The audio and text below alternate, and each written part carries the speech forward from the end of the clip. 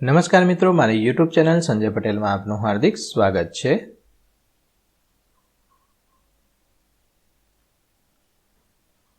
મિત્રો, આજે આપણે ધોરણ 6 વિષય છે સામાજિક વિજ્ઞાન, તેનો પાઠ 7. પાઠનું નામ છે ગુપ્ત યુગ અને અન્ય શાસકો. તેની સ્વઅધ્યયન પોથી જે આ વર્ષે નવી આવેલી છે તેનું સંપૂર્ણ સોલ્યુશન આજે આપણે આ વિડીયોની અંદર જોવાના છીએ. પરંતુ તે પહેલાં જે મિત્રો અમારી ચેનલમાં નવા છે, જેમણે હજુ સુધી અમારી ચેનલને સબસ્ક્રાઇબ નથી કરી, તે અમારી ચેનલને જરૂર સબસ્ક્રાઇબ કરે, વિડીયો લાઇક કરે, શેર કરે અને બેલ નોટિફિકેશન આઇકોન ઓન કરે, જેથી અમારા દરેક નવા વિડીયોની નોટિફિકેશન તમારા મોબાઈલની સ્ક્રીન પર મળી શકે. મિત્રો, આ દરેક વિડીયોનું PDF સ્વરૂપે સોલ્યુશન મેળવવા માટે તમારા મોબાઈલના પ્લે સ્ટોરમાં વિશ્વગુરુ સર્ચ કરી એપ્લિકેશન ઇન્સ્ટોલ કરી શકશો. તદ્દન ફ્રી એપ્લિકેશન છે. કોઈપણ પ્રકારનો ચાર્જ તમારે એપ્લિકેશન વાપરવાનો આપવાનો નથી. શરૂઆતની સ્ક્રીન આવી જોવા મળશે. તેમાં સ્વઅધ્યયન પોથી પર ક્લિક કરી ધોરણ પસંદ કરી વિષય પર ક્લિક કરતા વિડીયોના ઓપ્શન પરથી તમે વિડીયો જોઈ શકશો અને PDFના ઓપ્શન પરથી તમે PDF સ્વરૂપે સોલ્યુશન મેળવી શકશો. ખૂબ જ સારી એપ છે, એકવાર જરૂર ડાઉનલોડ કરીને જોજો.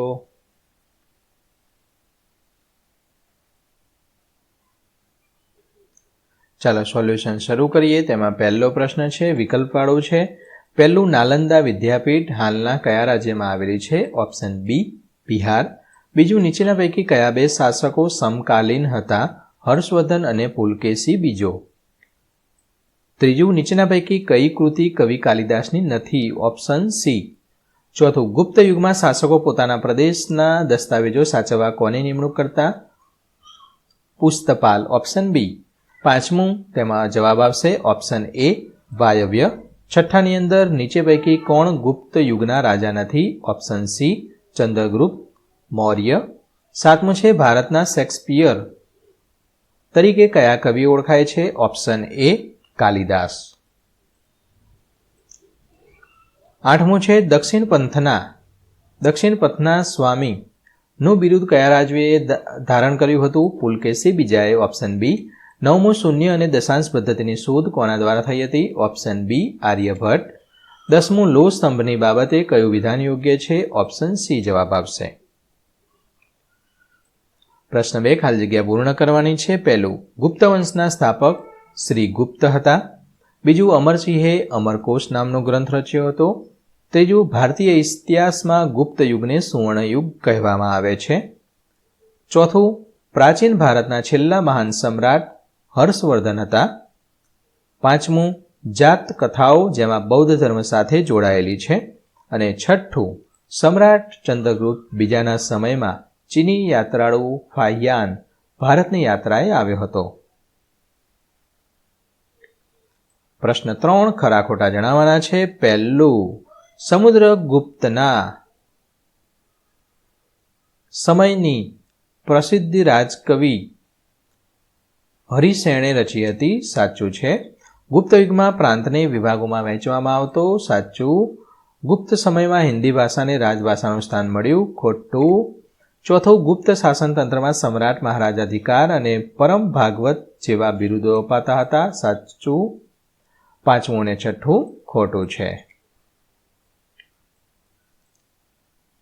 મને ઓળખો. મને તો ઓળખો જ છો ને, આને ઓળખવાનો છે આપણે. પહેલું, હું વિક્રમાદિત્યના દરબારનો રાજવૈદ્ય હતો. ધન્વંતરી. બીજું, મેં અષ્ટાંગ હૃદય સંહિતા નામનો ગ્રંથ લખ્યો હતો.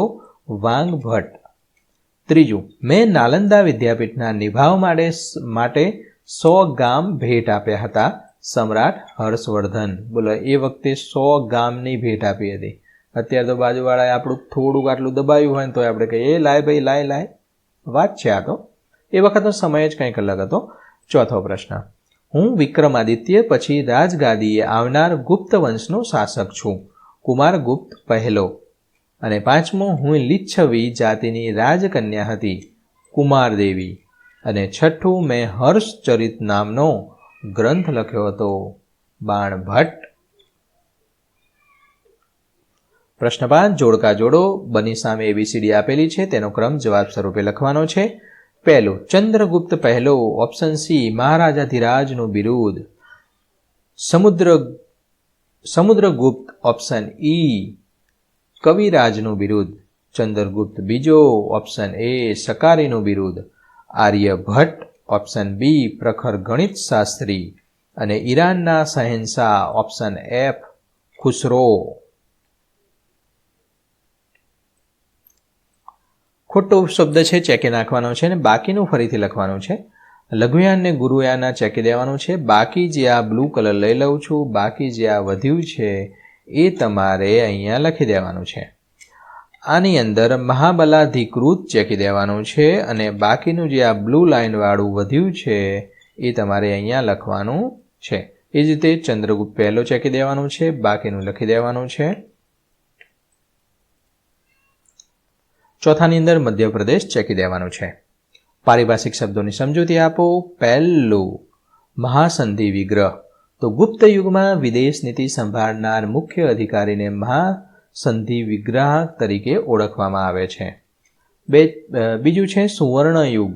સુવર્ણ એટલે સોના જેવું. સોનું એ વખતે સુવર્ણ યુગ કે બહુ સારું હોય ને સમય, એટલે કે સોના જેવું. આ તો મારો આજ તો સમય સોના જેવો ગયો, કે મોઘો આમ સારો ગયો. જે સમયમાં દેશ રાજકીય, આર્થિક, સાંસ્કૃતિક અને વૈજ્ઞાનિક ક્ષેત્રે ખૂબ પ્રગતિ કરે તેને સુવર્ણ યુગ કહેવામાં આવે છે. ભુક્તિ. ગુપ્ત યુગમાં રાજ્યના પ્રાંતીય વિભાગને ભુક્તિ કહેવામાં આવતો. તેના વડાને પ્રાદેશિક કહેવામાં આવતો અને તે પ્રાંતનો વહીવટ સંભાળતો હતો. પ્રશ્ન 8 1-2 વાક્યમાં જવાબ આપવાનો છે. પહેલો પ્રશ્ન, સમુદ્રગુપ્તના સમયની માહિતી શાના પરથી મળે? તો સમુદ્રગુપ્તના સમયની માહિતી અલ્હાબાદ શહેરના પ્રસિદ્ધ સ્તંભલેખ પરથી તેની સિક્કાઓમાંથી મળે છે. સ્તંભલેખ અને સિક્કાઓ બંનેમાંથી. સેકન્ડ, ગુપ્ત યુગનું શાસન તંત્ર કયા 3 વિભાગમાં વહેંચાયેલું હતું? કેન્દ્રીય, પ્રાંતીય અને સ્થાનિક. ત્રીજું, રાજકવિ હરિસેણે રચેલી પ્રશસ્તિઓમાં શાનું વર્ણન છે?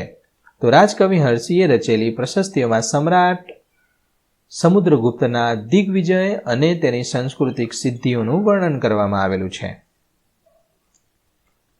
ચોથો પ્રશ્ન, સમુદ્રગુપ્ત સંગીત પ્રેમી હતો એમ શા પરથી કહી શકાય? એ સમુદ્રગુપ્ત તો બહુ સમય પહેલાનો હતો, તો આપણને કેમ ખબર પડે કે આને સંગીત બહુ ગમતું હતું?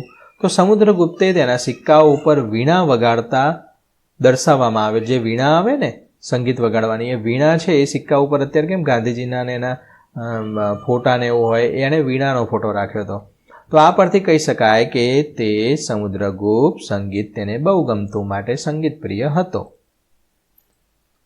પાંચમો પ્રશ્ન, ગુપ્ત સમયમાં ગુજરાતના સમુદ્ર કિનારે કયા બંદરો હતા?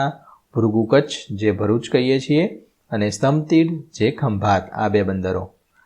છઠ્ઠું, ગુપ્ત શાસનમાં કયા કયા ધર્મનો વિકાસ થયો હતો? તો તેમાં વૈષ્ણવ ધર્મને રાજ્ય ધર્મનો દરજ્જો મળ્યો હતો. આ ઉપરાંત શૈવ ધર્મ, બૌદ્ધ ધર્મ અને જૈન ધર્મનો વિકાસ થયો હતો. સાતમો પ્રશ્ન, ગુપ્ત યુગનો ધાતુ વિદ્યામાં મેળવેલી સિદ્ધિનો શ્રેષ્ઠ નમૂનો કયો છે? તો દિલ્હી પાસેથી મહેરોલીનો લોહ સ્તંભ ગુપ્ત યુગે ધાતુ વિદ્યામાં મેળવેલી સિદ્ધિનો શ્રેષ્ઠ નમૂનો છે. આઠમો પ્રશ્ન, સમ્રાટ હર્ષવર્ધનને કયા કયા નાટકોની રચના કરી હતી? તો સમ્રાટ હર્ષવર્ધને પ્રિયદર્શિકા, રત્નાવલી અને નાગનંદ નામના નાટકોની રચના કરી હતી. નમું છે સકારીનું બિરુદ કોણે ધારણ કર્યું હતું, કેવી રીતે? તો સમ્રાટ ચંદ્રગુપ્ત બીજાએ શક ક્ષત્રિય વંશના રાજ્ય ઉપર વિજય મેળવ્યો હતો. તે વિજયની યાદમાં તેણે સકારીનું બિરુદ ધારણ કર્યું હતું.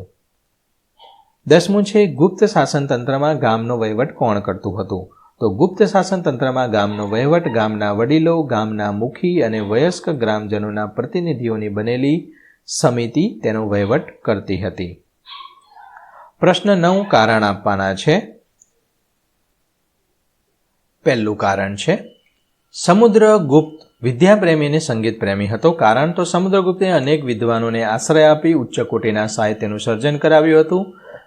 તેણે અનેક કાવ્યોની રચના કરીને કવિરાજનું બિરુદ મેળવ્યું હતું. આ પરથી કહી શકાય તે વિદ્યાપ્રેમી અને સંગીત પ્રેમી હતો. બીજું છે ચંદ્રગુપ્ત બીજાનો સમય ગુપ્ત યુગનો સુવર્ણ યુગ કહેવાય છે. તો ગુપ્ત યુગમાં રાજકીય એકતા, શાંતિ અને સલામતી સ્થપાઈ હતી. વેપાર અને ઉદ્યોગોનો ખૂબ વિકાસ થયો હતો. તેઓ લોકો સુખી અને સમૃદ્ધ હતા. આ સમયમાં અનેક વૈજ્ઞાનિક શોધો થઈ હતી. ભારતના આ સમયે મંદિર સ્થાપત્યની શરૂઆત થઈ હતી. આમ સુવર્ણયુગ કહેવાતો. 10મો પ્રશ્ન છે, સવિસ્તાર લખવાના છે, જેમાં પહેલો પ્રશ્ન છે, ગુપ્ત યુગના કેન્દ્રીય વહીવટીતંત્ર વિશે ટૂંકમાં જણાવો. તો ગુપ્ત યુગમાં શાસનતંત્ર મજબૂત અને કેન્દ્રીયકૃત હતું. રાજ્યનો સર્વોચ્ચ શાસક સમ્રાટ હતો.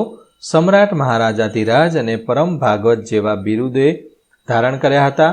રાજ્યના વહીવટ, સૈન્ય અને ન્યાયતંત્રનો સર્વોચ્ચ અધિકારી સમ્રાટ પાસે હતો. સમ્રાટને સહાય કરવા માટે વિવિધ અધિકારીઓની નિમણૂક કરવામાં આવી હતી.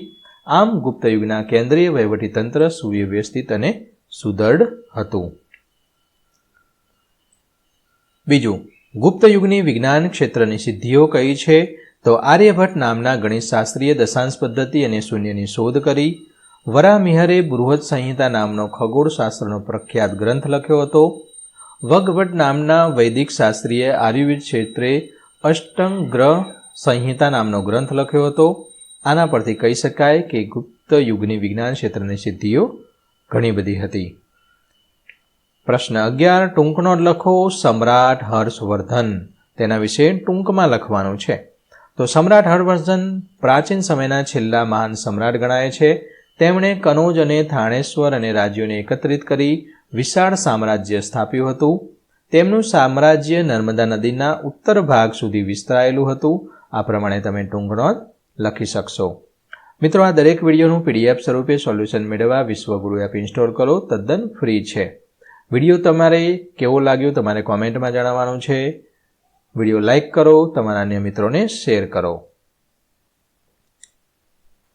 બીજું, ચંદ્રગુપ્ત બીજો, જે વિક્રમાદિત્ય તરીકે ઓળખીએ છીએ, તો સમ્રાટ સમુદ્રગુપ્તના અવસાન પછી ચંદ્રગુપ્ત બીજાએ મગધની ગાદીએ આવ્યો. તેણે મગધની સરહદે આવેલ સક્ષત્રિય રાજ્ય પર વિજય મેળવી સકારીનું બિરુદ ધારણ કર્યું હતું. આ પ્રમાણે તમે તેની ટૂંક નોંધ લખી શકશો. એટલા માટે તેને ચંદ્રગુપ્ત બીજો એટલે કે વિક્રમાદિત્ય પણ કહેવાતો હતો. પ્રશ્ન 12, નીચે આપેલ વ્યક્તિઓને તેમની ઓળખ મુજબ વર્ગીકરણ કરવાના છે. તો વિદેશી પ્રવાસી ફાહિયાન, યુએન સાંગ, કવિ કાલિદાસ, બાણભટ્ટ અને વૈતાલભટ્ટ, વૈજ્ઞાનિક આર્યભટ્ટ અને વરાહમિહિર. કેટલીક નીચે અહીંયા પ્રવૃત્તિ આપેલી છે, તે પ્રવૃત્તિ તમારે કરવાની છે, જે તમારા શિક્ષક તમને માર્ગદર્શન આપશે. તો મિત્રો, આશા રાખું કે આ વિડીયો છે તેનું સોલ્યુશન તમને સારી રીતે સમજાઈ ગયું હશે. દરેક વિડીયોનું PDF સ્વરૂપે સોલ્યુશન મેળવવા વિશ્વગુરુ એપ ઇન્સ્ટોલ કરો. તદ્દન ફ્રી છે. કોઈપણ પ્રકારનો ચાર્જ તમારે એપ્લિકેશન વાપરવાનો આપવાનો નથી. ફરી મળીશું આગળના વિડીયોમાં. ત્યાં સુધી આવજો.